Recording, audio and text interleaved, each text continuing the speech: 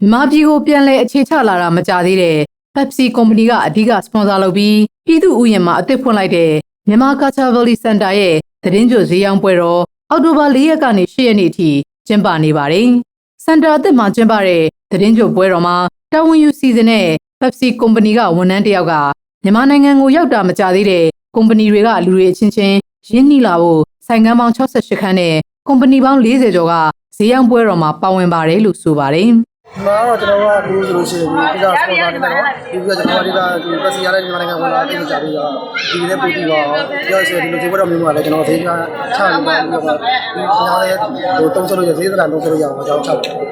သတင်းကြိုအထူးဈေးရောင်းပွဲတော်မှာပစ္စည်းအမျိုးအစားအလိုက်ကန်ဆယ်မဲ့ပေးနေပြီးအထူးလျှော်ဈေး80%ရိုးရာချင်းလှခတ်ရိုးရာ fashion show လူသုံးကုန်ပစ္စည်းတိုင်းရင်းသားအစားအစာတွေရောင်းချနေပါတယ်ဒီစင်တာဖွင့်တာ2လကျော်ပဲရှိသေးပေမဲ့လူတီများပြီးလာရောက်တဲ့သူတွေပျော်ရွှင်စွာလည်ပတ်ရင်လူကျင်တာတနေရာတဲ့ဝယ်နိုင်အောင်စီစဉ်နိုင်ခဲ့တဲ့အတွက်ကျေနပ်မိပါတယ်လို့စင်တာရဲ့တာဝန်ရှိသူတယောက်ကပြောပါတယ်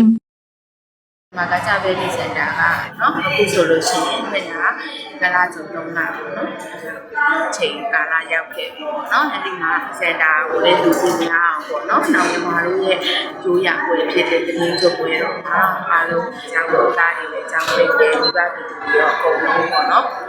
စုံနေနဲ့လေပတ်ဝယ်နိုင်အောင်ပေါ့နော်အောက်တိုဘာ4ရက်နေ့ရတယ်နော်အောက်တိုဘာ10ရက်နေ့ဒီကြောအထူးစီရောက်ပွဲတော့လုပ်ဖြစ်တာပါ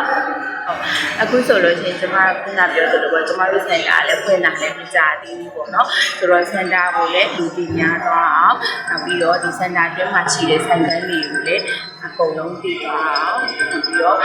ဒီပွဲမှာလာရောက်ဝယ်ယူတဲ့လူတွေလည်းပျော်ရွှင်ပြီးတော့ပစ္စည်းမျိုးစားဆိုင်ဆောင်တွေကိုဈေးတက်တာနဲ့တနေရာလေးရရှိအောင်လုပ်ပေးရတဲ့အတွက်ကြည်နေပါတယ်ဝမ်းလည်းဝမ်းသာပါတယ်